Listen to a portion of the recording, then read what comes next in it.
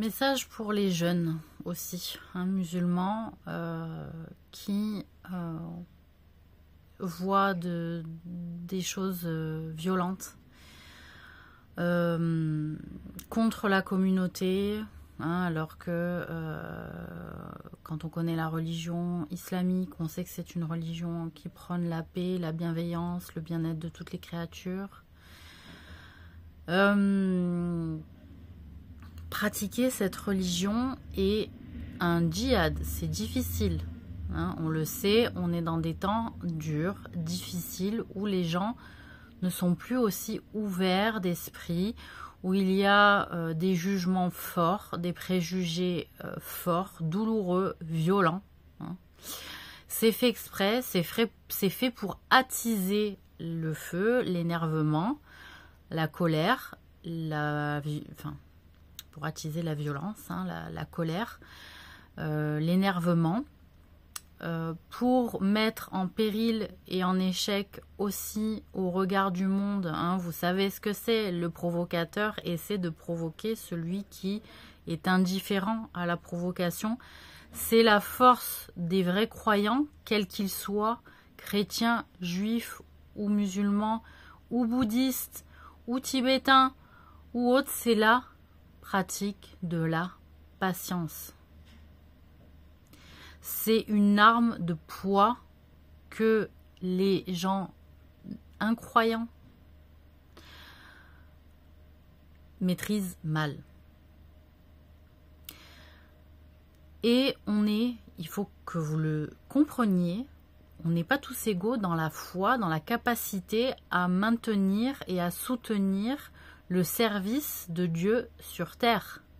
Le service de Dieu sur terre est lourd. Il est plus facile de trouver un grand nombre de gens contre le service de Dieu que pour soutenir le service de Dieu, donc c'est-à-dire sa justice envers les créatures, la vraie bienveillance, au péril de risquer sa vie, d'être pauvre, d'être mal reconnu au niveau de la société. Il nous met à l'épreuve aussi en disant, voilà, on n'a pas forcément la reconnaissance qu'on mérite parce que je suis ce chemin, c'est fait exprès, parce que Dieu nous a promis qu'il y aurait un jugement après cette vie-là sur terre et qu'il va y avoir un grand coup qui va être frappé à un moment donné, de cloche ou autre, et qu'il va falloir tenir bon dans cette période-là, et qu'il y aura un jugement avec les balances de chacun, c'est rappelé sans cesse, et qu'il faut laisser l'opportunité à Dieu d'avoir sa vengeance, c'est-à-dire de laisser les gens moisir en enfer. Et de ne pas vouloir sans cesse les sauver puisqu'ils ne veulent pas se sauver eux-mêmes. C'est l'arme du croyant que la vengeance est remise à plus tard et qu'elle est à la merci. Elle est à la merci de Dieu. Pas vraiment à notre merci puisque nous sommes des simples serviteurs de son service, encore une fois sur terre, et que nous sommes ignorants dans sa volonté exacte, ignorants dans son but sur différents moments de nos vies, sur différentes actions, sur différentes intentions, sur différentes volontés. Parfois on est déçu de l'effort qu'on a fourni parce que le résultat n'est pas là.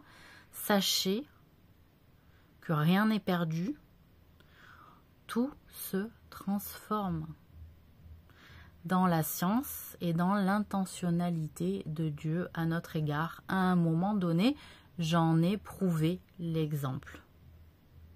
Je l'ai éprouvé. Et j'en ai les réponses aujourd'hui. Et pour beaucoup d'entre vous, vous aussi au travers de mon parcours. Donc, soyez indulgents les uns envers les autres. Ne vous embrigadez pas si les gens ne sont pas capables de tenir aussi bien que vous. Nous ne sommes pas tous destinés à porter la même charge de responsabilité au nom de son service. Et je parle pour tout le monde. Il y a aussi des non-croyants qui portent le service de Dieu, sachez-le. J'en ai eu la preuve et je l'ai observé.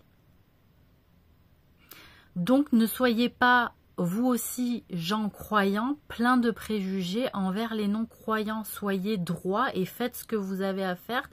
L'objectif, c'est d'être toujours un bon exemple pour les créatures. Pour asseoir le service de Dieu qui a eu bien du mal à s'asseoir jusqu'à présent.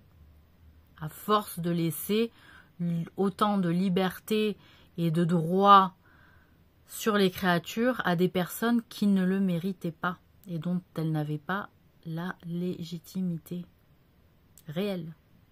D'accord ? Voilà. Donc, soyez indulgents les uns envers les autres, entre non-croyants, croyants et entre croyants, quelles que soient vos obédiences. On n'a pas le même destin, on n'a pas le même chemin, on n'est pas voué à se poser les mêmes questions, on n'est pas voué à atteindre le même but, si ce n'est, certes, le paradis, mais il y a plusieurs chemins pour y accéder en fonction de l'histoire dans laquelle Dieu nous incarne dans cette vie. Avec la famille qu'on a, on ne connaît pas la famille des autres, on ne connaît pas le mode de vie des autres. Quand on rentre un peu plus dans la vie d'autrui, on se dit « Ah, je comprends mieux pourquoi tu penses comme ça. Tiens, je comprends mieux pourquoi tu fais ça. Tiens, je comprends mieux pourquoi tu dis ça. » Donc, si on ne se fréquente pas dans l'intimité, on ne sait pas. Donc, il faut vraiment toujours chercher, qu'est-ce qu'on dit, nous, dans notre religion, c'est on cherche toujours la bonne intention des autres envers nous. Après, on peut se préserver aussi des autres. D'accord? Parce que on cherche la bonne intention, mais on ne connaît pas vraiment l'intention réelle. Donc, si on sent quelque chose d'un peu douloureux, mieux vaut s'en préserver. Parce que seul Dieu sait. Et toujours faire cette invocation de dire si ces personnes sont un mal pour moi, Dieu éloigne-les de moi. Si elles sont réellement un bien pour moi, rapproche-les de moi. Et ça, cette invocation, vous pouvez la faire qui que vous soyez, quelle que soit votre croyance, quelle que soit votre religion, votre dogme, votre pratique. Si vous sentez qu'il y a du flou et du trouble dans les gens qui vous entourent, faites cette invocation. Seigneur, éloigne ces personnes si elles sont mal intentionnées réellement envers moi, ou rapproche-les si elles sont réellement bien intentionnées à mon égard, parce que je leur veux du bien et que je me sens troublée par certaines intentions ou faits ou paroles de leur part. C'est pas compliqué, il n'y a pas besoin de la dire en arabe, il n'y a pas besoin de la dire en hébreu, il n'y a pas besoin de la dire en je sais pas quelle langue sacrée. Soyez sincères dans votre invocation, elle est là la clé de la réussite, de la réponse de Dieu envers vous. Est-ce que vous êtes sincères dans vos invocations et donc dans la science des intentions des invocations?